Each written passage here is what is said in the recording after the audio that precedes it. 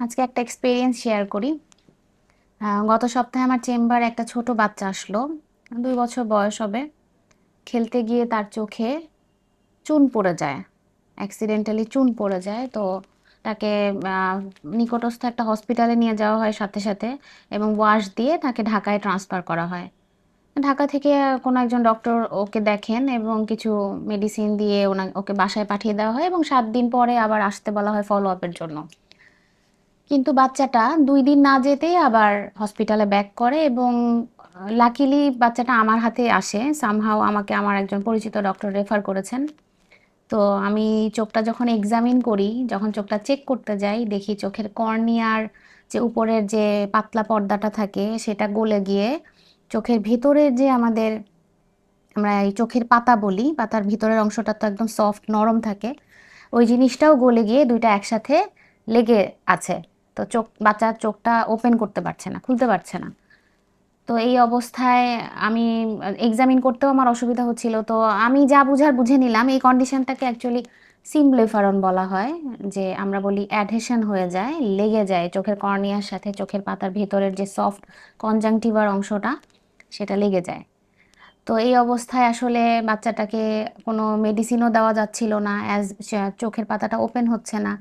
প্যারেন্টসরা খুবই শঙ্কিত ছিলেন যে কি হবে। তো আমি মোটামুটি তাদেরকে বুঝালাম, কাউন্সেলিং করলাম যে আসলে ওর চোখের দৃষ্টি কতটা ফিরবে এটা বলা যাচ্ছে না। বাট ওই অবস্থায় ইমিডিয়েটলি আসলে যে কন্ডিশনটা তৈরি হয়েছে, অ্যাডহেশন হয়ে যে সবকিছু লেগে গিয়েছে ওই জিনিসগুলোকে ভালোমতো ওয়াশ করে ওপেন করে দিতে হবে। এমন একটা কন্ডিশনে নিয়ে আসতে হবে যাতে চোখে ওষুধগুলো ঠিকমতো এপ্লাই করা যায়।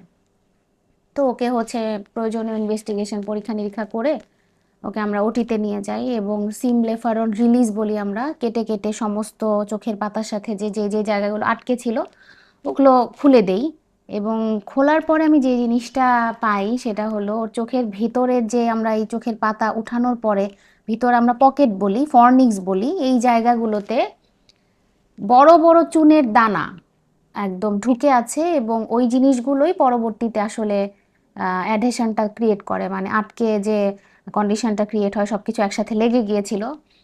তো এখান থেকে আমাদের শিখার যে ব্যাপারটা সেটা হলো আমরা যে সমস্ত হসপিটালে ইমিডিয়েটলি নিয়ে যাচ্ছি এরকম কন্ডিশন হলে আমরা তো আসলে আমাদের জ্ঞান বুদ্ধি তখন ওইভাবে কাজ করে না। সাথে, সাথে একটা হসপিটালে নিয়ে যাই বা আমাদের যে প্রপার ওয়াশ করার যে সিস্টেমটা আমি আগেও কিছু ভিডিওতে বলেছি যে থরোলি আমাদের ভালো পানি দিয়ে ওয়াশ করতে হবে। তো ওয়াশ করা হয়েছে ঠিকই কিন্তু যে চুনের যে শক্ত দানাগুলো ছিল ওগুলো ভালো মতো ক্লিন করা হয় নাই। যার কারণে এই বাচ্চাটা হয়তোবা এই কন্ডিশনে না আসতো না যদি না ঠিকমতো ক্লিন করা হতো। আমার ভিডিও মেক করার উদ্দেশ্যটা হচ্ছে আমরা যেখানেই যাব, যেখানেই নিয়ে যাব এবং যারা পেরিফেরিতে প্র্যাকটিস করছেন তাদের উদ্দেশ্যেও বলা যে ছোট মানুষ ওদের তো সারা জীবনটাই পড়ে আছে। এই একটু ওয়াশ করা, একটু কেয়ারফুলি ওয়াশ করে একটা ব্যান্ডেজ দিয়ে দেওয়াটা যে কত ইম্পর্টেন্ট। ওকে যদি এই জিনিসটা প্রপারলি করা হতো তাহলে হয়তো ও আজকে আমার এই অপারেশন থিয়েটার পর্যন্ত ওকে আসতে হতো না। যাই হোক এখন ওর অবস্থা বেশ ভালো। সবকিছু ক্লিন করে আমরা অ্যামনিওটিক মেমব্রেন ট্রান্সপ্ল্যান্ট বলি। একটা পাতলা জেলির মতো একটা পর্দা আছে সেটা ট্রান্সপ্ল্যান্ট করে আমরা ওকে বাসায় পাঠিয়েছি। ও আবার নেক্সট ফলো আপে আসবে। ওর কন্ডিশন আমি আশা করি আপনাদের সাথে শেয়ার করতে পারবো। সবাই ওর জন্য দোয়া করবেন এবং আজকে আমি ভিডিওতে যে ইনফরমেশনগুলো দেওয়ার চেষ্টা করলাম এগুলো একটু কাইন্ডলি আপনারা সবাই মাথায় রাখবেন। ধন্যবাদ। আপনাদের সাথে আমি ভিডিওটা শেয়ার করছি। এখানে দেখানো হয়েছে কিভাবে আমি ভিতরের অংশটা কেটে আলাদা করার চেষ্টা করছি। অনেক দূর পর্যন্ত কেটে আলাদা করতে হয়েছে এবং ভেতরে আরও অনেক ভেতরের দিকে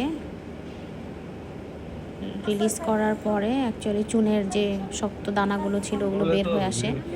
ওপরে এবং নিচে দুই অংশেই ছিল।